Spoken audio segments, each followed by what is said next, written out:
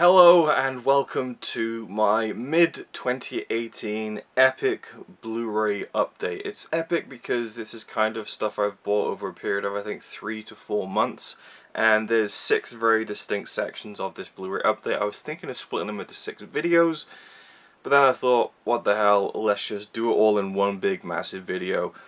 Just you, me, a glass of the highly alcoholic and classy drink known as Le Dr. Pepper in my Blade Runner 2049 whiskey glass, and 1, 2, 3, 4, 5, 6, 7, 8, 9, 10, 11, 12, 13, 14, 15, 16, 17, 18, 19, 20, 21, 22, 23, 24, 25, nice round number, of Blu-rays. There are people shouting outside because it's Bank Holiday Monday, so of course everyone has to go fucking mental. There are people blasting music over there, but what else is new? It doesn't matter. It doesn't need to be a bank holiday or anything like that. It could be Tuesday, Thursday, Friday, any hour of the night, any hour of the morning, evening, afternoon. They will just blast their music, so there'll probably be some sort of sound disruption during this. You're just gonna have to deal with it if you hear it, and I'm kind of trying to just talk a mile a minute to cover up that bullshit.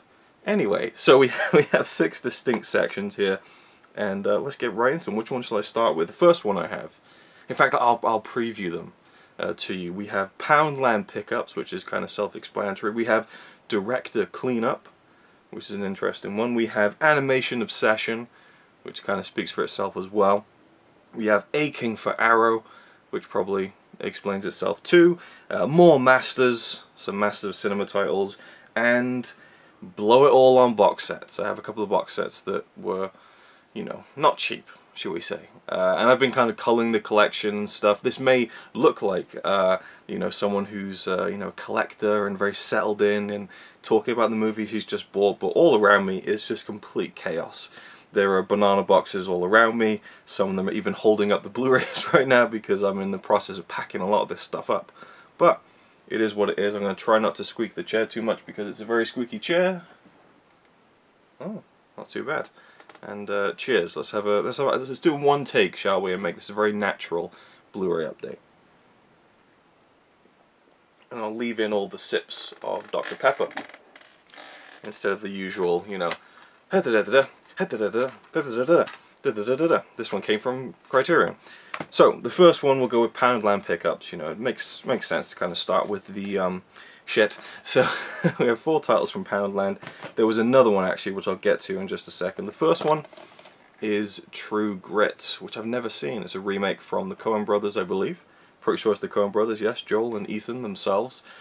Love the actors in this. You know, Matt Damon, Jeff Bridges, Josh Brolin. Love Josh Brolin, and he's had quite a interesting year so far. But yeah, I really have been wanting to check this out for a very long time. It's in the book, 1,001 Movies You Must See Before You Die, so I'm looking forward to getting to that, and of course, reviewing it when the time is right.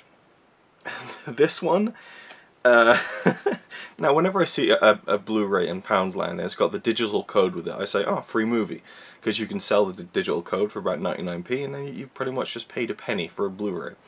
This is a film I never would have paid, because again, I'm selling the digital codes, it pays for itself. I'm kind of just accepting a movie into my collection for free. I never would have really paid money for this, but I didn't hate it, and it's The Amazing Spider-Man 2. Got a really nice slipcover actually, really like cool embossing and everything like that. I really like the ending. It was kind of bold, you know, what they did with a certain character, but you know, ultimately I don't love these films, and I said years ago I'm never going to buy these, so I kind of, bit of a hypocrite, but it was just like, ooh, nice shiny slipcover and a free Blu-ray pretty much. So yeah, I like Andrew Garfield and they're okay, but I just, yeah, I don't know what I was thinking there. This one I haven't seen, and I have no idea what to really expect, but I feel like I kind of judged this before I even gave it a chance, and it is Hotel Transylvania, another free movie, digital download code. And you know, I love animation. Some of the more mainstream stuff isn't anywhere near as good as the lesser, you know, kind of known stuff. But I'm willing to give it a shot. And there's one I don't have in this video, which is at our other place, which is Hotel Transylvania 2. So I have both of them now. I think the third one's coming out this year, so might watch both of them. I think Connie's seen them and she thinks they're pretty good, so that's good enough for me. And then finally, I was really excited to see this and pick this up because it's a film I haven't seen in 6 years, and it's a film I absolutely adored from 2012, starring Steve Carell and Keira Knightley, Seeking a Friend for the End of the World. I love this movie. It was so sweet. The ending is so kind of heartbreaking but beautiful at the same time. And while it is kind of like, hey, it's a comedy with Steve Carell, there's a real heart to this film. At least there was when I first saw it. So I'm really looking forward to revisiting this at some point.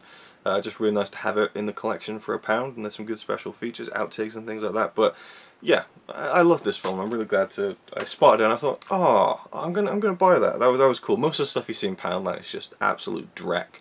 You know, it's just like, oh, Harry Hill the movie. Yeah, it's all that kind of bollocks. So what should we go with next? We'll go with we'll bring things up a little bit after the Amazing Spider-Man 2 and Hotel Transylvania. We'll go with more Masters. I have 3 massive cinemas titled, but also this one that kind of doesn't fit in anywhere else. And this is a Blu-ray release from BFI that I've been really waiting to kind of pull the trigger on. It's always been around £20. I'm like, I want to wait for the price to drop a little bit, but it just isn't dropping.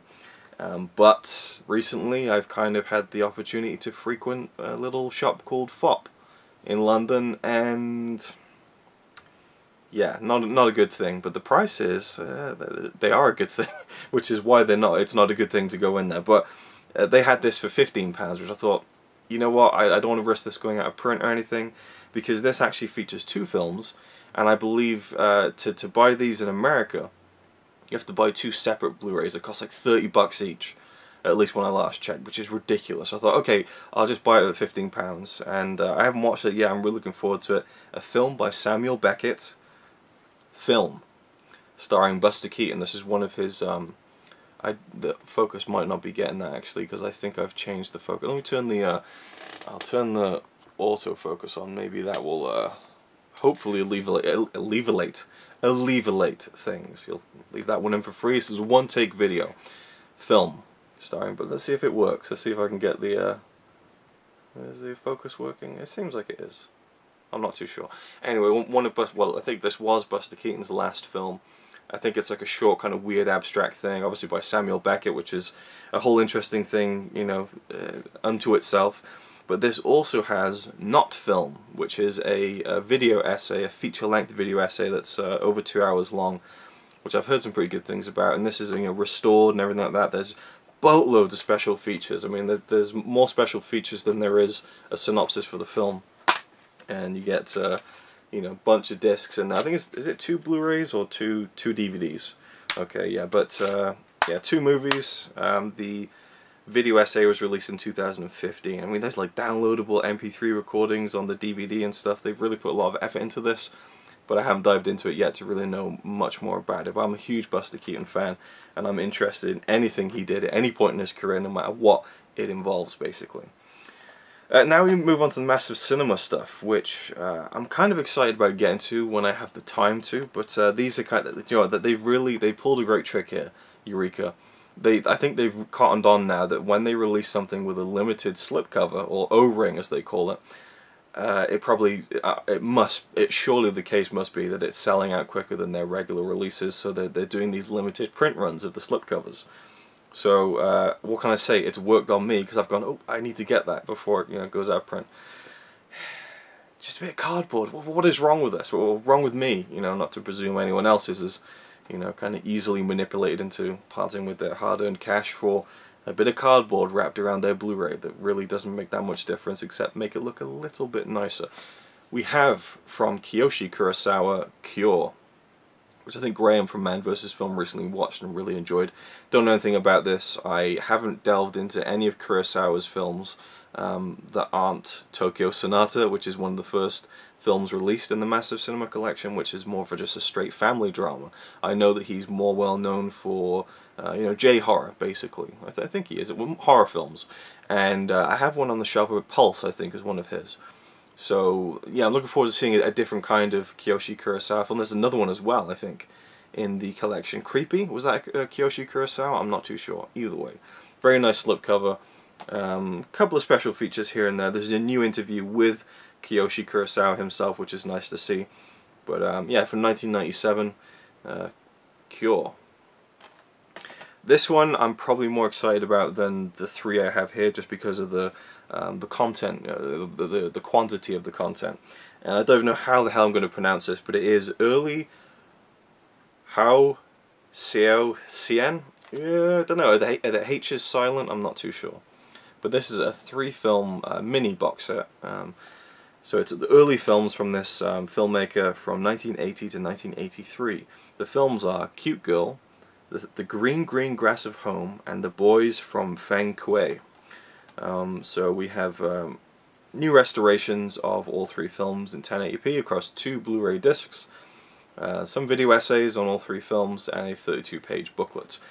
Same artwork underneath the slipcover as far as I remember, but it's a very nice little edition, and I like kind of collected works pieces with Blu-rays, you know, when it's like just presenting a portion of a director. Oh no, there's a different artwork actually. That's kind of quite nice. I do remember now that I opened this up and had a look inside. But yeah, this is one of the ones where, again, it's just don't know much about it. These are Chinese films from Taiwan. So, you know, I love kind of just stuff that I've never heard of before. It's kind of exciting to me. And if I ever do get around to doing another Asian cinema season, perhaps this year, this would be just perfect stuff for that. And if you're paying attention at this point, let me know if you'd like to see another Asian cinema season. It was a hell of a lot of work last year, but I love doing it. And I suppose that's the only reason I'm going to ever do it again, is if I really want to do it again and want to enjoy doing it again. So, yeah, if I'm going to do it, I'll do it anyway. And then the last one is another film from Taiwan from 1979 by King Hu. It is Legend of the Mountain. This one went out of print really quickly on the Eureka website a few months ago, 2 months ago. I was like, oh shit, I missed it. The slipcover looked amazing. And it would go really nicely with Touch of Zen. And then I thought, oh, it's on Amazon. So I ordered it, and it turned up, and it had the slipcover, and I was so happy, again, for a piece of cardboard. I mean, look at it, it's gorgeous. And I think the inside artwork is actually different. This is a martial arts film of the wuxia genre, if I'm pronouncing that correctly. You know, I guess you would kind of just conjure up stuff like Crouching Tiger, Hidden Dragon for a more, I want to say, modern idea of what a film like this would look like, but then Crouching Tiger, Hidden Dragon is almost 20 years old at this point, which really makes me feel moderately old. Not old, but, you know, it makes me feel my age a little bit. I haven't still seen Touch of Zen, but, I mean, the cover looks great, so, I mean, that's all that counts, really. Great artwork, you know, that's great artwork. It's going to be awesome because of the artwork. Or I can just look at it on the shelf and never watch the film, but it's got great artwork, so that's what counts. We'll go next with Animation Obsession. We have 4 animated titles here. The first one I also saw in FOP when I picked up Film Not Film, and I just thought, oh man, £6 for this, it's just a no-brainer. I don't know when I'm going to watch it again. In fact, I actually have an idea of when I could watch it again. Now I'm just talking to myself. The film is My Life as a Courgette. Absolutely fantastic film from last year, was it? I think it's a 2016 film, came out in 2017 in Europe. An amazing stop-motion animated film from France and Belgium, I believe. It's a bit of a kind of a cross-European production, I believe. I'm really looking forward to seeing the special features. There's a making-of, there's some audition footage, and things like that. So I'm looking forward to the special features a lot. But this is a film about a young boy who is nicknamed Courgette by his mother.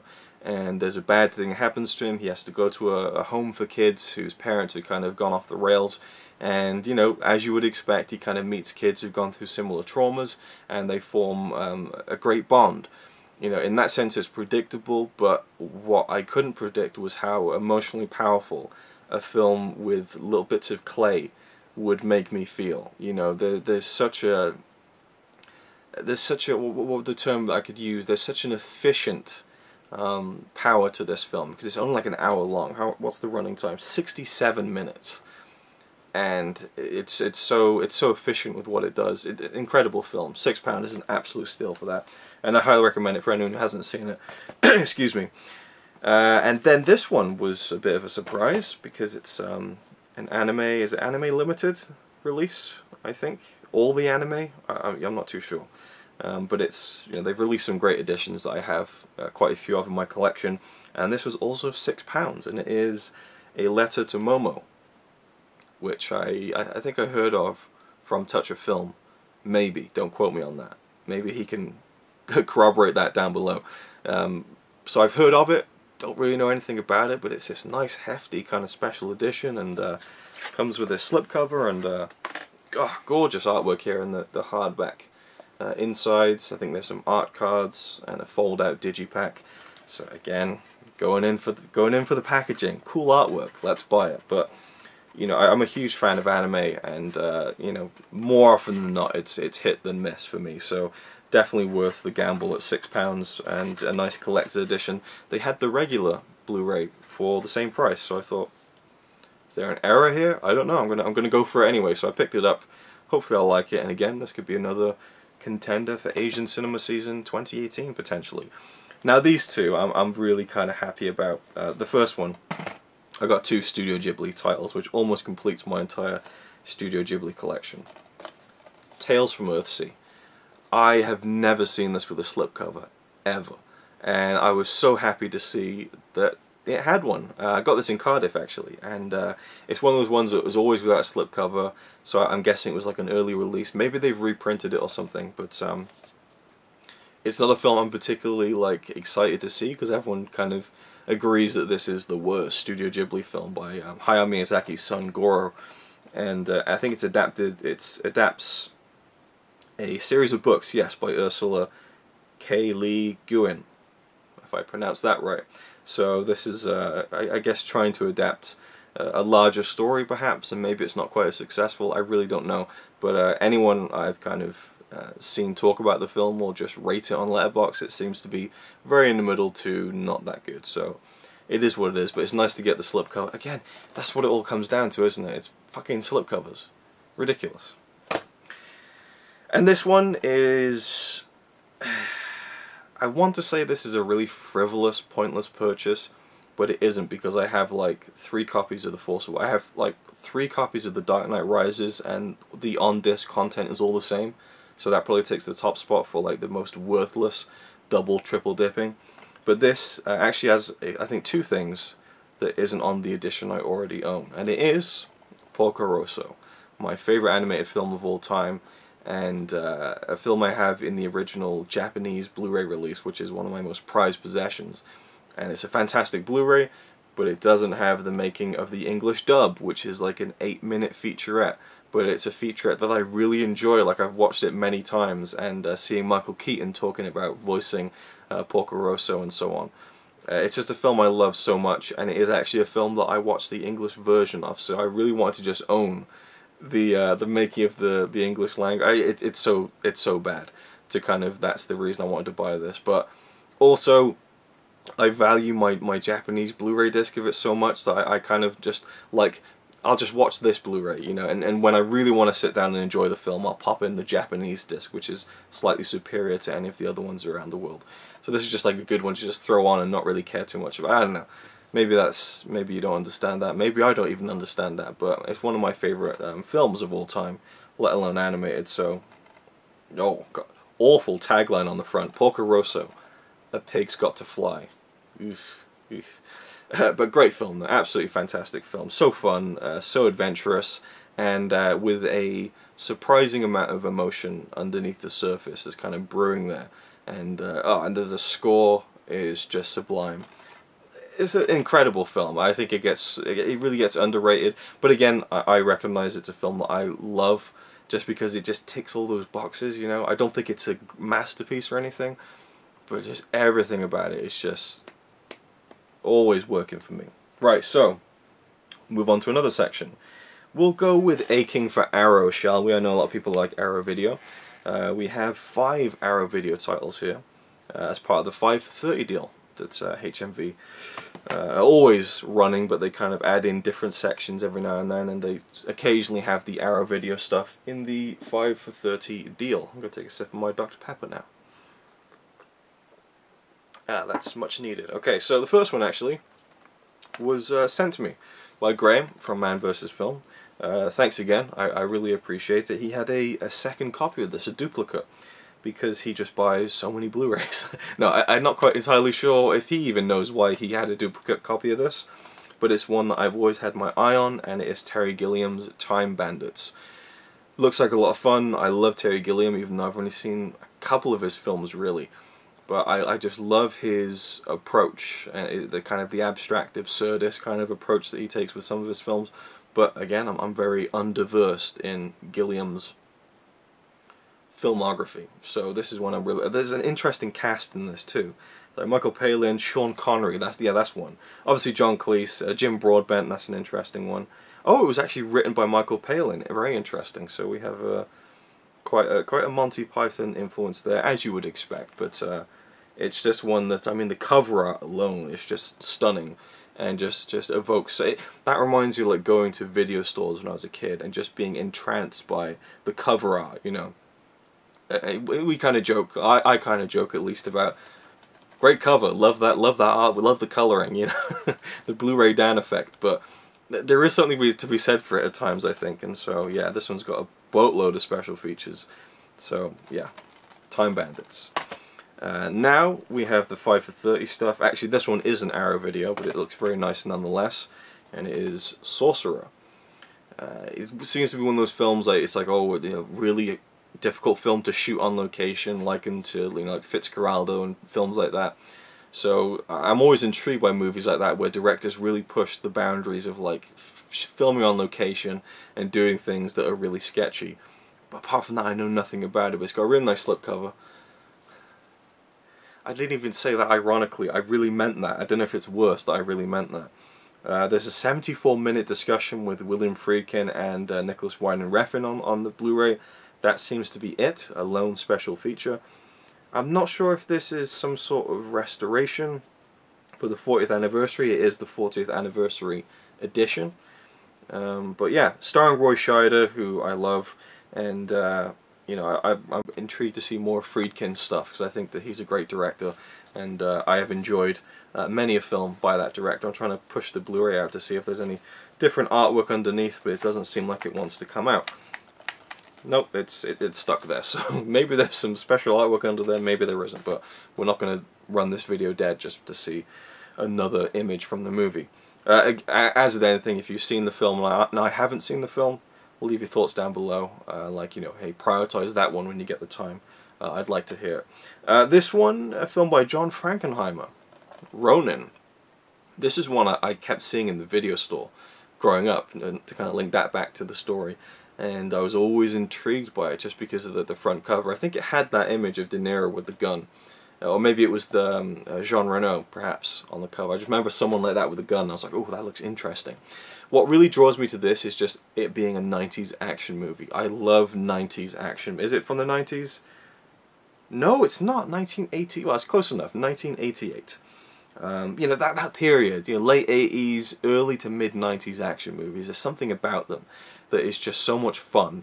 Mainly because there's like loads of squibs going on. Like, it's not just like CGI blood, it's like proper, you know.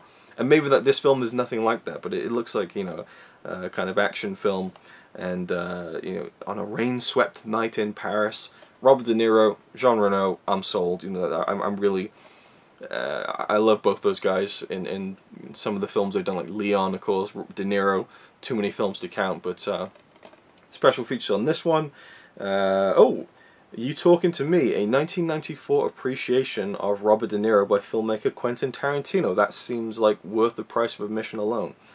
You know, to get some of these editions, like a nice slipcover for £6, slipcovers again, Jesus Christ. But seriously, it makes it feel a bit more special, I think, so there we go.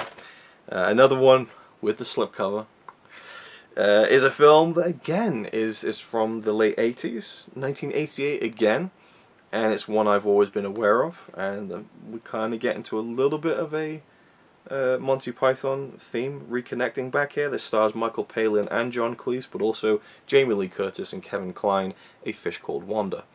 Like, this is one that was always on TV when I was a kid, and I think I remember like looking at the age rating. It said something about strong sex or something, and I was probably interested in it because of that, but I never got around to seeing it. Roger Ebert says, the funniest movie I've seen in a long time. And now my voice is starting to go, so I'm just going to try and not cough loudly. and try and keep with this one-take theme we got going here. There's a commentary by the writer of the film and star John Cleese, a 1988 documentary on the making of the film featuring interviews with all of the cast, and a 15th anniversary retrospective. So they've absolutely loaded this thing to the gills. They got 26 deleted and alternate scenes, and a message from John Cleese from the original release of the film. Yeah, just loads of great special features, and it just looks like a really fun film. Purely based on the cast alone, I really like all the people involved in this, and it's another one that's in the book. 1,001 movies you must see before you die. This one is one that I've been meaning to pick up just because I really like the director, and that director is Brian De Palma, Dressed to Kill. It's another, obviously, Arrow Video release, and this one is one of the original Arrow Video releases, still with the booklet, which is always nice. Wait. Yes, it is, okay. Because they've done a lot of re-releases without the booklets, and I like the booklets. So there was loads of these in pristine cellophane that were really light. These are made of helium, so they're very light. But this one's like, the cellophane's like hanging off and stuff, but I could feel it had the booklet, so I was like, I'm going for this one. Who stars in this one? Yeah, Nancy Allen. I knew that she was in this one. Michael Caine. And I know that it must be a thriller. It must be some sort of thriller. It's from 1980. Love De Palma. I just love like his earlier stuff as well. You know, Sisters is one that I really like. So more of that kind of stuff would be really cool and enjoyable, hopefully. And then kind of tying in with the William Friedkin angle, I guess. I think this is a William Friedkin film. Yes, it is. To Live and Die in LA. How can you argue with that cover artwork? That is a stunning piece of artwork right there if I've ever seen one. And this one has an audio commentary with William Friedkin. That's actually a big plus. Because again, I really like Friedkin and hearing him talk about making movies. There's a great special feature on the French Connection Blu-ray where he kind of walks through the iconic chase sequence, which is so good. And this one has a really good cast. There's William Peterson, who was in Manhunter, the first film to feature Hannibal Lecter. I really like him in that. And we also have Willem Dafoe, who, you know, is just he's Willem Dafoe, you know. So this one, yeah, LA crime, I'm in. I'm in for a film like that. 80s, you know, again, just strap me in. I'm all ready to go on some 80s movies.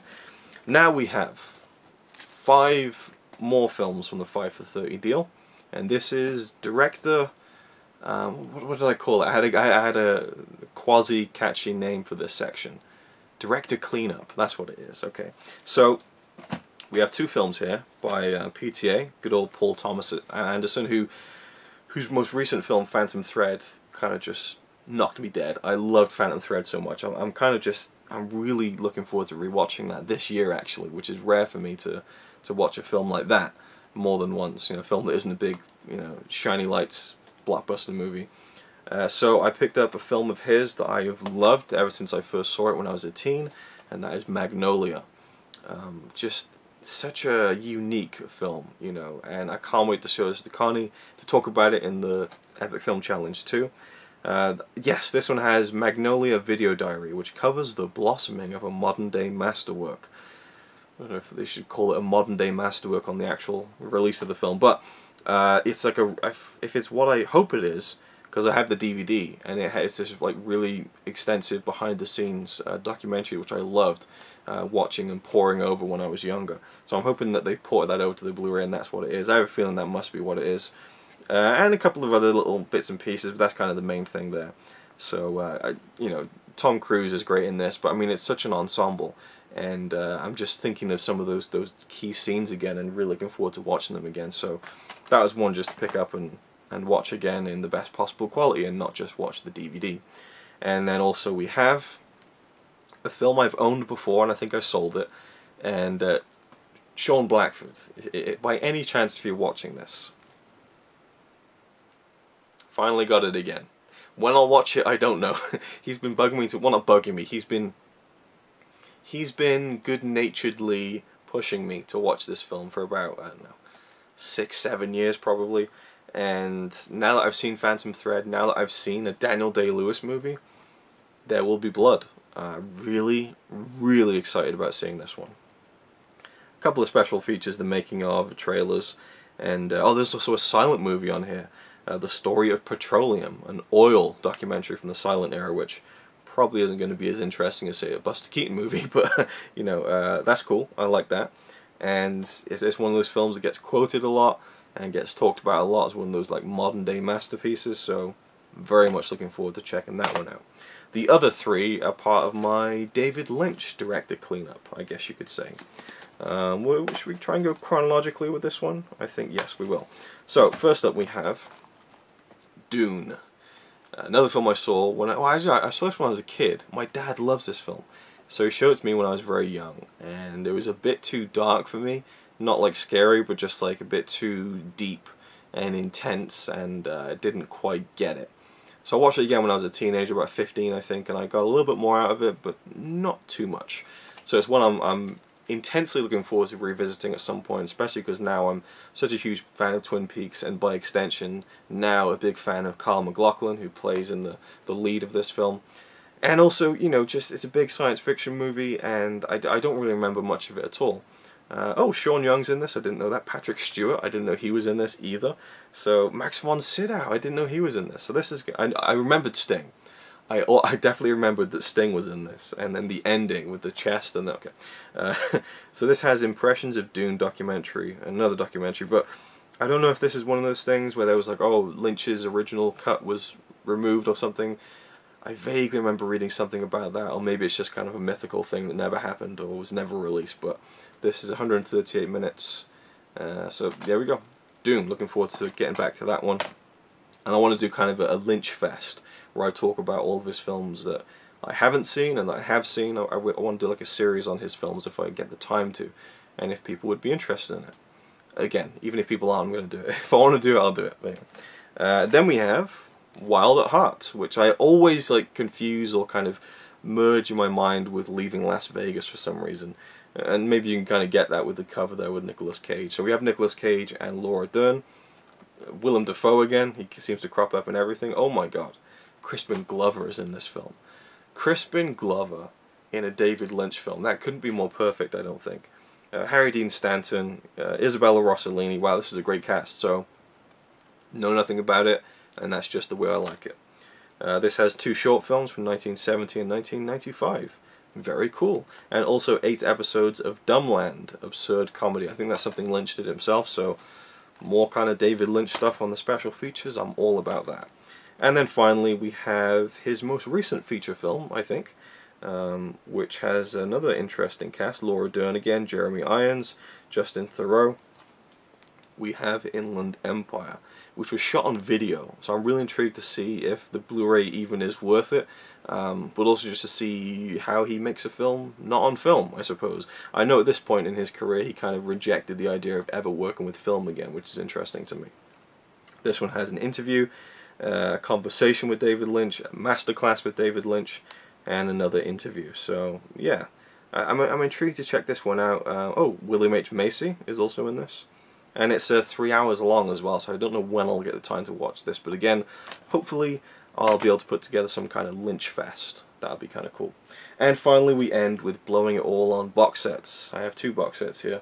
And again, culling the collection really helped in procuring these 2 box sets, but they're ones that I really wanted to get, especially this one before it went out of print, potentially. And this one is an Arrow Academy release, and it is Family Values. 3 films by Hirokazu Koreeda. Hopefully I pronounced that at least within 75% accuracy. This has the films I Wish, Like Father, Like Son, and After the Storm. Love the artwork on this, it's really cool and different and colourful.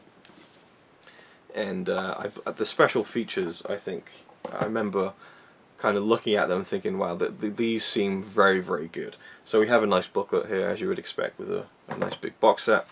We have Like Father, Like Son. This one has a brand new interview with the director. I'm sure there's like a feature-length making of for one of these films. It might be After the Storm, which I've seen actually. This is one of his more recent films. I really, really enjoyed this film a lot, and look forward to seeing it again at some point. I love. This is the only Koreeda film I've seen actually, but it gave me a great impression of what he kind of does. I think Rachel Wagner said to me that he's kind of like a Japanese Richard Linklater, which may or may not be a good comparison. Brand new interview again. The making of After the Storm, a behind-the-scenes documentary on the process in preparing and shooting the film. So I'm pretty sure that's like a feature-length kind of thing. Making of a music video, and then we have I Wish. And on this one we also have an introduction by the ever-trusty Tony Raines, a documentary on the making of the film, and stuff in conversation. They put lots of stuff onto this, even like, where is it? There's like a thing about clappers. Yeah, a compilation of clapper takes featuring the cast and crew filming the movie, set to the film's theme song. So we got 3 hopefully really good films, and you know, just a really nice presentation. I love the artwork of everything, but also a director, after having seen only one film, I was instantly eager to check out more of his work. I have another one from Artificial Eye, I think Sisters or something like My Little Sister, something like that. So again, this could very well be something I could really dive into with Asian cinema season this year if I decide to do it. And finally, I think the one Blu-ray of the whole bunch here that I'm the most excited about, and it is one of my new favorite directors. From Artificial Eye, we have the Enyasvada Collection. Oh boy, I love Enyasvada. This is someone whose work I have dived into quite a bit through Filmstruck. I started with The Gleaners and I, which is a fantastic documentary that I reviewed for the Epic Film Challenge 2, 1001 Movies You Must See Before You Die. And then I just looked into the other films that she'd done, documentaries. There was one she made about her late husband, Jacques Demy, The World of Jacques Demy, which was a really interesting and personal portrait of her husband and his work and all of his movies, which was really, really good. There was one, Kung Fu Master, which was a dubious film as far as the subject matter of the story of an older woman kind of romancing a young boy. Still not sure how I feel about that. But then she also made a documentary about the lead actress in that film. I think it's called Jane B by Agnes V, which is a really interesting documentary about someone done in such a completely different way. You know, what I love about Enyasvada is how she takes these ideas and she just presents them in a completely different way. And she just is so free with the way that she makes movies, at least from what I've seen. And her most recent film, Faces Places, which came out last year, and came out here in Europe in 2018, this year, is just such a delight. I love that film so much. And this has a whole bunch of her movies, dating back to the 50s. That's the thing, she was making kind of French New Wave films before, you know, all the greats of the French New Wave were making movies. She was kind of at the forefront, you know.